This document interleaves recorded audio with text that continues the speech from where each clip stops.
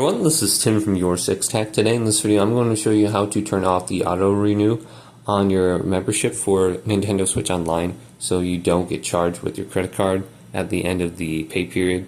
So to do this on the home screen, we want to cancel our subscriptions. So let's go to our specific page right here.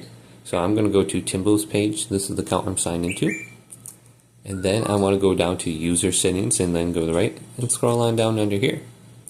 And we want to go to Nintendo Switch Online. Check your subscriptions.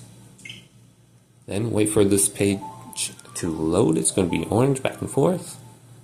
And then we are under Nintendo Switch Online. So we have to go to Nintendo Switch Online and we have membership options.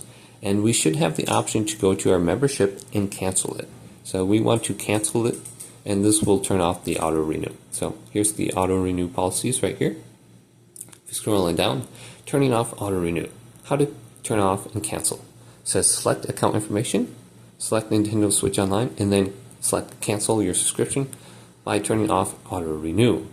Important information about your automatic renewals will be sent to the email address registered. Okay, so just go to your membership and you should be able to cancel it right here. So if you don't see under here, you can go to your subscriptions.